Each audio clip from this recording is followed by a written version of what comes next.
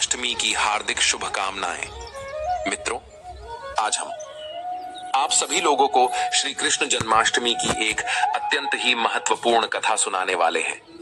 जो भी माताएं बहनें या मेरे प्रिय भाई श्री कृष्ण जन्माष्टमी का व्रत रखते हैं तो उन्हें इस कथा को अवश्य सुनना चाहिए।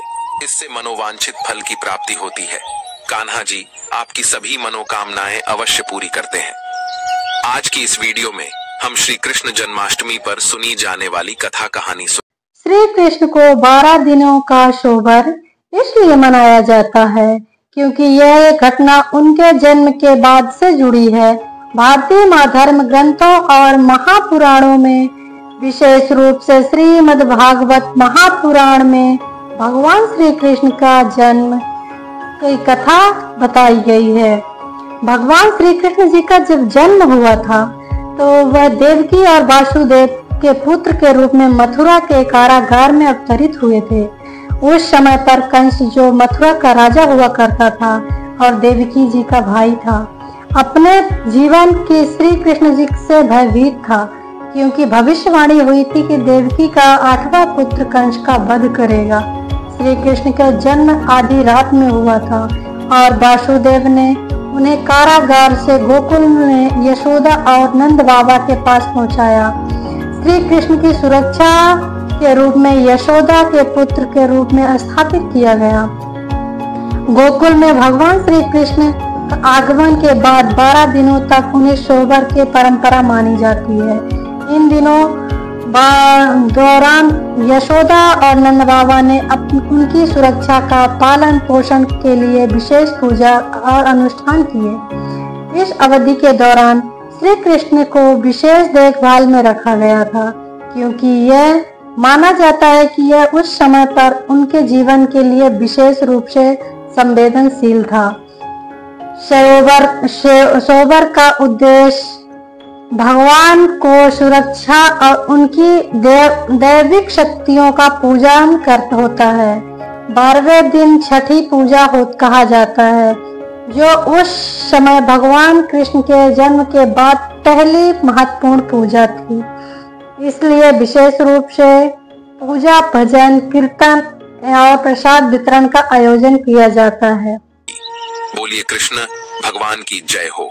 मित्रों, चलो अब मैं आप सभी को एक और पुरानी कथा का अनुसरण आपको कराता हूँ। मित्रों, एक पुरानी कथा के अनुसार महादेव शिव शंभू को जब श्री कृष्ण भगवान के बाल रूप के दर्शन करने की अभिलाषा हुई, तब उन्होंने एक योगी का भेष बनाया और मैया यशोदा के द्वार पर गोकुल में नंद भवन के बाहर पहुंचकर आवाज लगाई और भगवान शिव शंभू ने कहा, अलख निरंजन कहाँ हो प्रभु। अब भगवान भोलेनाथ भजन गाने लगे।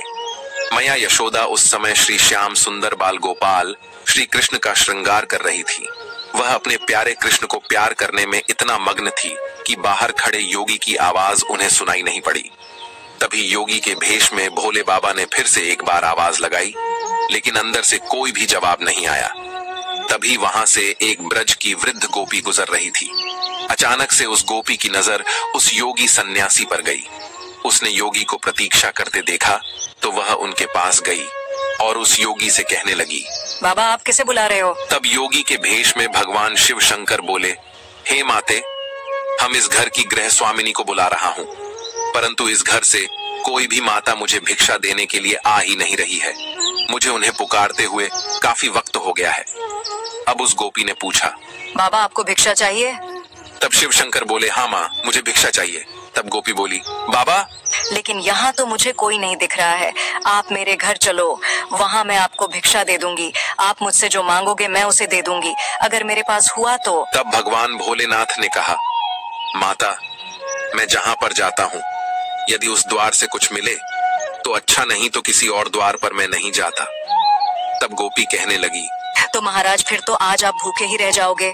भोले बाबा बोले, जैसी प्रभु की इच्छा। तब गोपी कहने लगी, नहीं बाबा, हमारे गांव से कोई ऐसे भूखा जाए यह तो सारे गोकुल के लिए लज्जा की बात है। तुम यहीं ठहरो, मैं अंदर जाकर देखती हूँ कि यशोदा रानी कहाँ है। यह कहकर गोपी नंद भवन के अंदर गई तो देखती है कि मैया यशोदा तो श्याम सुंदर का श्रृंगार कर रही थी, लोरी गाकर उन्हें सुला रही थी। इधर बाहर खड़े भगवान शंकर मन ही मन कहने लगे कि प्रभु दर्शन किए बगैर तो मैं नहीं जाऊंगा। गोपी अंदर जाकर मैया यशोदा से कहती है, यशोदा रानी कहाँ हो? तब मैया यशोदा कहती है, आओ काकी, क्या बात है? तब गोपी कहने लगी, यशोदा रानी, तुम्हारे द्वार पर एक योगी कब से भिक्षा के लिए खड़ा है, तुमने उसकी आवाज नहीं सुनी? तब मैया यशोदा बोली, नहीं तो मुझे तो कोई आवाज नहीं आई। तब गोपी कहने लगी, अरे जल्दी से उसे भिक्षा दे दो, वह तो कोई बड़ा महात्मा लगता है। तब मैया यशोदा बोली, ठीक है, अगर तुम ऐसा कह रही हो तो मैं उसे कुछ दे देती हूँ जाके। तब गोपी कहने लगी कि ऐसा योगी तो मैंने कभी नहीं देखा, उसके मुख को देखकर तो आंख ही नहीं टिकती। तब मैया यशोदा कहने लगी, ऐसा क्या है उस योगी में? तब वह गोपी बोली, अरे इतना तेज है उसकी ललाट पर जैसे सूर्य का तेज होता है, और देखो कितना बड़ा नियम है उसका कि वह जिस द्वार पर भिक्षा के लिए खड़ा हो जाता है, बस अगर वह महात्मा इतनी ही बड़ी दिव्य आत्मा है तो ये बहुमूल्य मोती की माला दे देती हूँ। इधर भगवान शिव शंभू बाहर खड़े खड़े मन ही मन श्याम सुंदर से बातें कर रहे थे। प्रभु दर्शन देने में इतना संकोच क्यों कर रहे हो? तब श्याम सुंदर ने कहा कि मेरे धन्य हो भाग्य जो आप अपने सेवक के घर पधारे, इस सेवक का परिणाम स्वीकार करें। तभी मैया यशोदा श्याम सुंदर को पालने में रखकर और दक्षिणा की थाल लेकर गोपी के साथ भवन से बाहर आई है। वहां योगी भेष में शिव शंभू प्रतीक्षा कर रहे थे। मैया यशोदा योगी रूप शिव शंभू को देखकर प्रणाम करते हुए कहती है कि बाबा क्षमा कर दीजिए, विलंब के लिए मैं अपने लल्ला का श्रृंगार कर रही थी। तब योगी के वेश में भगवान शिव शंभू बोले, धन्य हो मैया, जिसे ऐसे दिव्य बालक की सेवा का सौभाग्य प्राप्त हुआ है, मुझे भी उस परम दिव्य शिशु के दर्शन करा दो। तब मैया यशोदा बोली, बाबा मुझे क्षमा कर दो, अभी अभी स्नान कराया है, इस समय मैं उसे बाहर नहीं ला सकती, उसे ठंडी हवा लग जाएगी।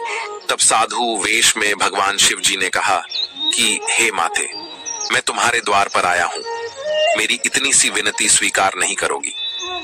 तब मैया यशोदा बोली, नहीं होगी बाबा, मैं अपने लल्ला को बाहर नहीं ला सकती, आप यह भिक्षा ग्रहण कीजिए और मुझे क्षमा कीजिए। तब उस योगी के वेश में भगवान शिव शंभू जी भिक्षा की थाल की ओर देखकर कहते हैं, मैया, ये मोती और धन तो मेरे लिए पत्थर के टुकड़े हैं, ये मेरे किस काम के? मुझे इनकी कोई लोभ कोई चाह नहीं है। अगर आपको चाहिए तो ऐसे हीरे मोती माणिक मुझसे ले लो, पर मुझे तुम्हारे लल्ला के दर्शन करा दो, वही हमारी भिक्षा है। योगी वेश में भगवान शंकर ने अपने कमंडल से हीरे मोती निकालकर मैया यशोदा की भिक्षा की थाल में रख दिए, जिसे देखकर मैया यशोदा और वह गोपी आश्चर्यचकित हो गई और चिंतित होकर गोपी से कहने लगी, मुझे यह साधु कोई मायावी लगता है, तभी तो यह बहकी बहकी बातें कर रहा है। गोपी तो चुपचाप खड़ी यशोदा मैया का करुण चेहरा देख रही थी। फिर मैया यशोदा अपनी आंखों में आंसू भर के उस योगी वेशधारी शिव शंभू से कहती है, देखो बाबा, तुम जैसे कई मायावी इससे भी पहले आ चुके हैं, सभी इसी प्रकार की चिकनी चुपड़ी बातें करते हैं कि तेरा लल्ला तो बड़ा दिव्य बालक है, उसकी दर्शन करा दो, उसे मेरी गोद में दे दो। फिर सब के सब उसका अनिष्ट करने की चेष्टा करते हैं। मेरे लल्ला ने आप सबका क्या बिगाड़ा है जो आप लोग उसके शत्रु बने बैठे हैं?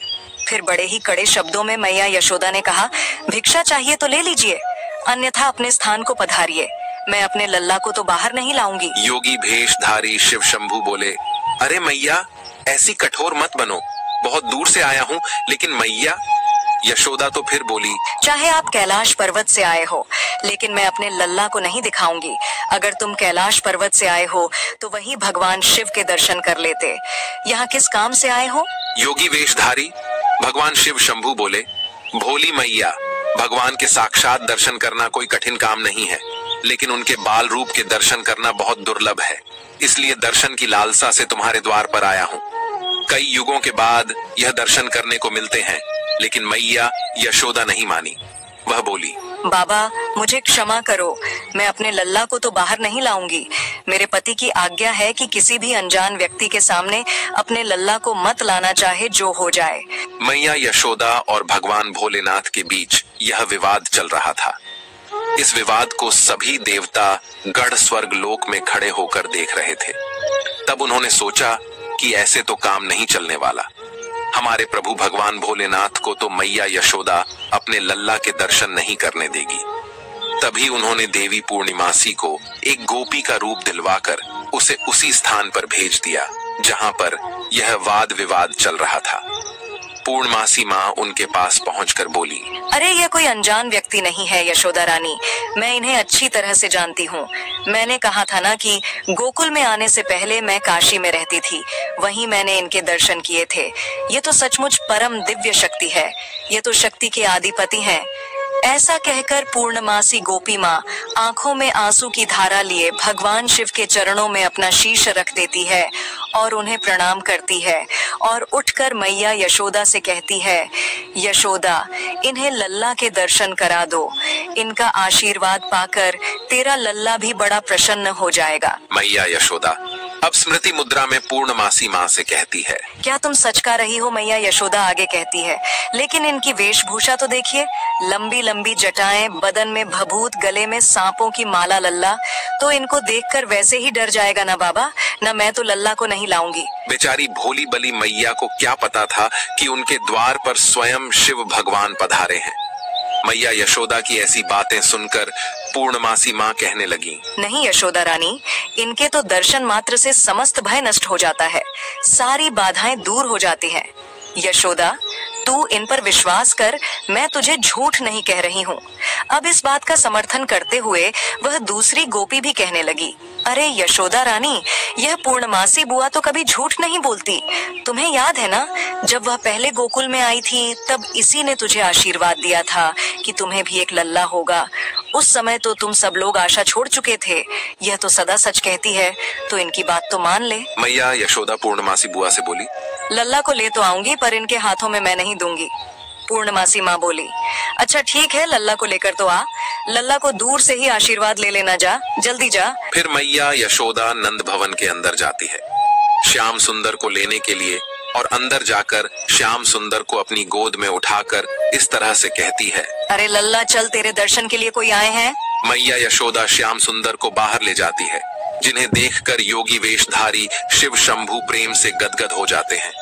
श्याम सुंदर के बाल स्वरूप को टकटकी लगाकर निहारने लगते हैं, जैसे पूर्णिमा की रात को चकोर चांद को टकटकी लगाकर निहारता रहता है।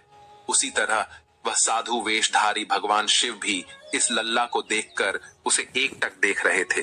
भगवान शिव शंभू अपने प्रिय श्याम सुंदर के इस बाल रूप को देखकर उन्हें नमस्कार करते हैं, और श्याम सुंदर के चेहरे पर भी मधुर मुस्कान आ जाती है।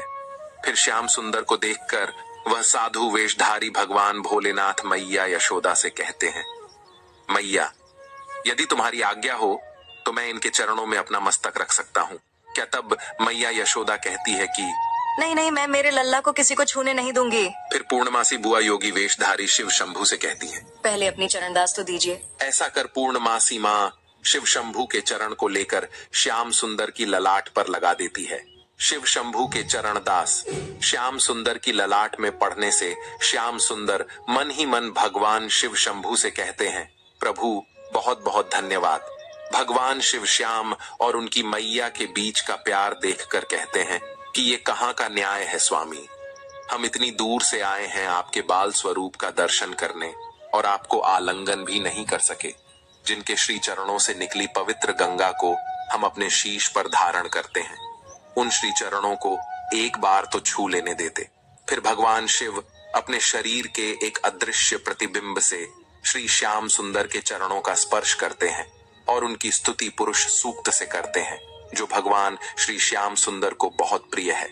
इसके बाद योगी वेशधारी भगवान शिव शंभू मैया यशोदा से कहते हैं कि इस युग में यह तेरा लल्ला मेरे नैना भाई रे निहाल प्रमुख लाल की प्यासी अखियां कोई निहाल निर्मुख लाल। अब माता यशोदा कहती हैं कि योगी बाबा अब तो भिक्षा ले लो। तब भगवान शिव कहते हैं कि अपने हीरे मोती यह पत्थर आप ही रख लो, यह मेरे किस काम के, मैं तो माला माल हो गया, तेरे लाल का दर्शन करके यही मेरी भिक्षा थी।